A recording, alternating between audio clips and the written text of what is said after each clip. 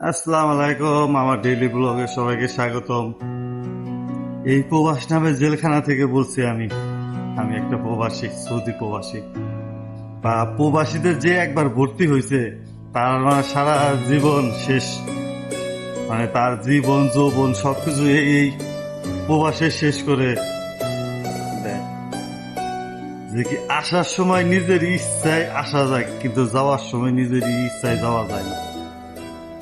আপনি আসতে পারবেন আপনার ইচ্ছা মতো করে, কিন্তু যাইতে গেলে আপনার ইচ্ছা নাই। এটা জেলখানা। আসলে এইসব জেলখানায় না আসাটাই বেটার।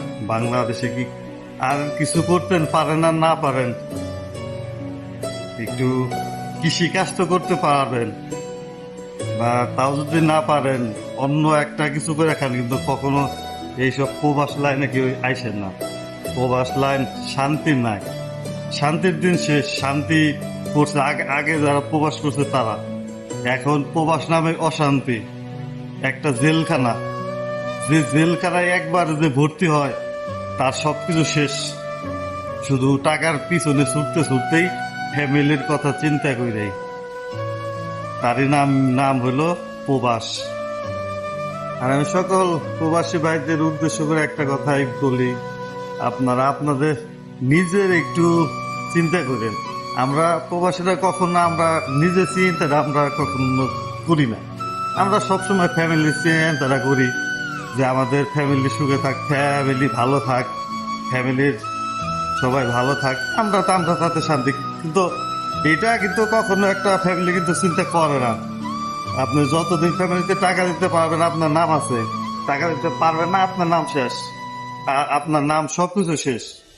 এর জন্য আমি চাই সকল প্রবাসী ভাইরা আপনারা একটু নিজের জন্য কিছু করেন, সম্পূর্ণ সবকিছু ফ্যামিলির কাছে দেন না, পরে পস্তাইতে হইব। সেটা হলো বাংলা কথা। সবার ফ্যামিলিও আবার এক না, সবারই আবার এক না, সেটাও আছে।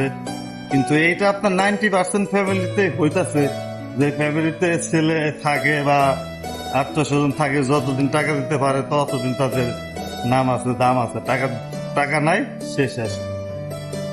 বুঝতে পারছেন? এর জন্য একটু মনটা খারাপ, তাই বলি আপনাদের একটু কাছে শেয়ার করি। টাকা দিয়ে কারোর সাথে বন্ধুত্ব করেন না, বা টাকা দিয়ে কারোর সাথে মানে আত্মীয় না করাটাই ভালো।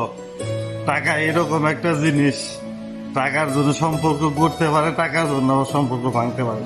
বেশিরভাগ সম্পর্ক কিন্তু টাকার জন্য ভাঙে, টাকার জন্য কিন্তু সম্পর্ক ঘরে খুব কমই। ভালো থাকবেন, আর সবাই সবার জন্য দোয়া করবেন, আর সবাই সবাইকে সাপোর্ট করবেন। তাই আল্লাহ হাফেজ, ভালো থাকবেন সবাই।